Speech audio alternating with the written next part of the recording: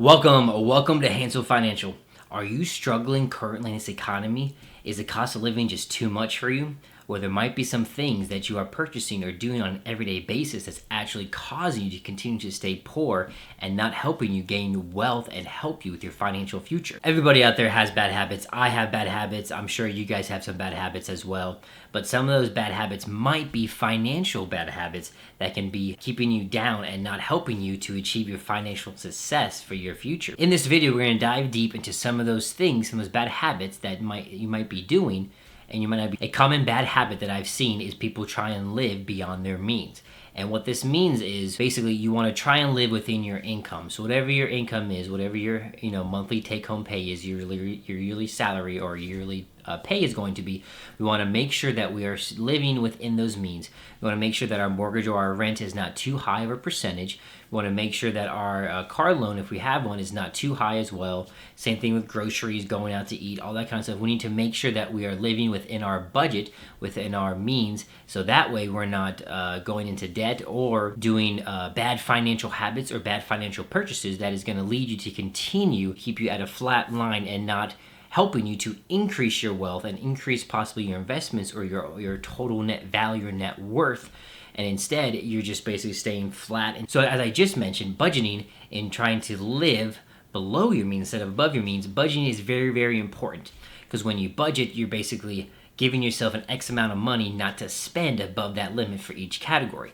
And when you are sticking to your budget and following your budget on a monthly basis, you will definitely not live above your means because you have a set amount of money per item, per category in your budget, in your spreadsheet that all you guys should be creating and following every single month. And when you do that, you're not going to fall into these bad habits that are going to continue to keep you flatline or parallel instead of projecting and going upwards with your financial net worth and be able to live, hopefully, a financial free future life. All right, so now a very common thing that I see a lot of people do that keep them basically financially poor is going to be making those small purchases that you might do daily or that you might do multiple times in a month. And what I'm really talking about right here is just some examples. Let's say you go to Starbucks every single day, or you go to the gas station and you get your energy drinks. It might not seem like a lot of money per purchase, maybe for a drink $3 or $4 for one or two of them. Maybe your Starbucks drink is, well, now it's like $6.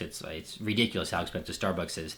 But anyway, with those small purchases in a month, it's going to really, really add up of the amount of money that you're actually spending on those. And those things are basically not going to be able to help you with your financial growth, your net worth, because, you're spending over $100 a month just on Starbucks coffee. Instead, you can make your own coffee at home much, much cheaper than what you would pay at Starbucks. And with that leftover money, you could even invest it, or you could put it into a high yield savings account to help that money just grow over time. Now, I'm not saying not to make those purchases. Again, everything within moderation. Make sure that you do budget it every single month. Maybe you do it, just once a week instead of every day. Maybe it's kind of like a weekend treat, something like that. I'm not saying that you can't go out and make those small purchases. Just be more aware of those purchases and just to remember that those small purchases are going to add up throughout the month. And next thing you know, you just spend $150 on those small purchases every month.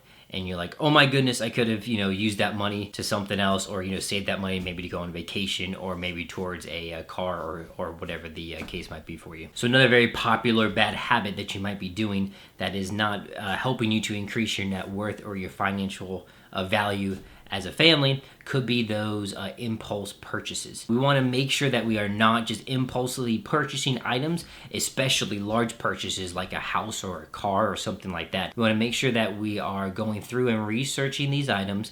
We want to make sure that we are shopping sales. So again, there's tons of the websites out there that I'm sure are selling the exact same item that you're wanting to purchase. So go hop on and just kind of check different websites to try and find the cheapest price for that item that you're trying to buy. And that way you're not just impulse buying something. And then if you are, let's say, at a mall or your strip mall, something like that, we want to make sure that just because you see something that you might want or that you like, do not impulse buy that. What they say is, leave it there, wait a day or two, go back to it and see if you're still that interested in purchasing that item. Watching those impulse purchases is going to really help you with your financial growth and hopefully will be able to help you with your financial freedom in the futures. So again, impulse buying, you want to keep that at a minimum or not at all. Again, do some research, shop the sales, come back to that item possibly in a day or two and see if you still really want to make that purchase. So a very common bad financial habit that most Americans put themselves into is actually buying stuff on loan or something that has a high interest on it. And so whenever you purchase something, let's say with a credit card or a loan or a house or something like that that has a high interest, you're going to be paying more money than what you're actually borrowing on the initial amount of money. And by keeping this high interest debt on not really your balance sheet, but high interest for your high interest debt like per month, it's going to really cut down on your ability to help you financially in the future, because you're constantly having to pay off this high interest debt, and all that interest is continuing to occur every single month. You're just paying more money than what you borrowed. So again, we want to make sure that we are paying off that high interest debt, because that is going to be a bad financial habit if you prolong that payoff for that high interest debt. And by not paying off that high interest debt, you're actually hurting yourself in the future, and it is not helping you escalate your net worth. You're continuing again to stay flatline and to stay parallel within your wealth. All right, now we're going to kind of piggyback on the one regarding living beyond your means. Is going to also be lifestyle inflation. And so what this means is when you are living your life at a certain amount of money income, let's just say it's $80,000, you're living your life at $80,000, and let's say both you and your wife, or just you, got a raise, and now let's just say, as an example, now you're making $100,000.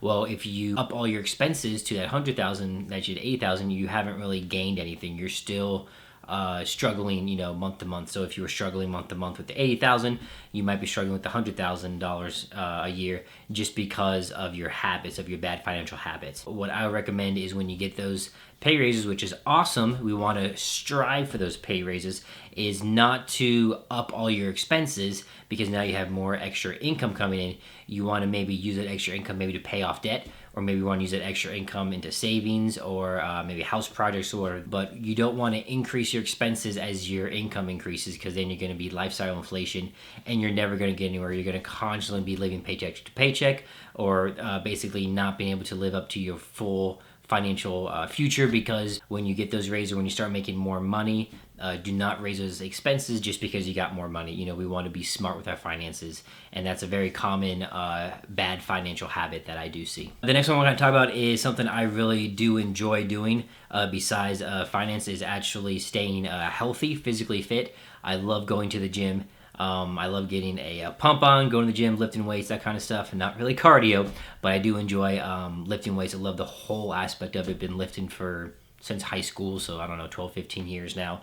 But how this can become a bad financial habit is if you're not keeping up with your health, then that might lead to medical bills in the future, or poor health, and you might have to see the doctor more often, hop on medication, something like that. By going to the gym, or by running, doing cardio, whatever the case is, just trying to be more active in your life and help your body just be more healthy can really actually lead to you actually possibly saving money, because you don't have to spend money on medical bills or surgeries, or even prescriptions as well. And so we want to make sure that we are staying healthy, fit, making sure that we are eating healthy as well, because in the long run, it's going to really help with your medical bills. It's going to really help with your overall health. And again, just your mental health. I know when I go and work out, I just have so much energy and so much excitement, and just a joy afterwards, just knowing, hey, I just worked out, burned off some calories, I feel great, I feel like I look great, and just try and be more healthy, try to be a little more fit. And finally, I want to talk about one more thing is if you don't have an emergency fund, that could be a bad financial habit. Main reason being is you want to have that emergency fund set up for emergencies when they come up.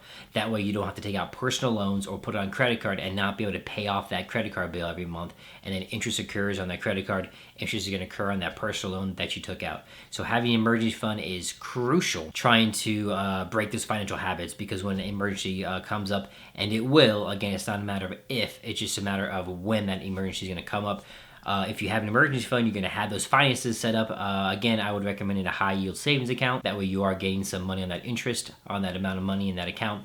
But again, so when an emergency comes up, you're actually able to pay for that emergency with cash, and that way you don't have to put it on a credit card that's incur interest, or again, take out a loan that's also going to have interest on it, or even borrowing from family as well, if that's final case or your final scenario, in order to pay off that emergency. All right, everyone, I hope you all enjoyed that video. Again, just talking about a few things that you might not have thought of that are basically holding you back financially, some bad financial habits. I hope that you take some of these lessons and you apply it in your own life, and so you can break those financial habits and be able to gain some net wealth and be able to hopefully strive to live that financial freedom. Again, please like, comment, and subscribe below, and don't forget to check out my other videos. Have a good one.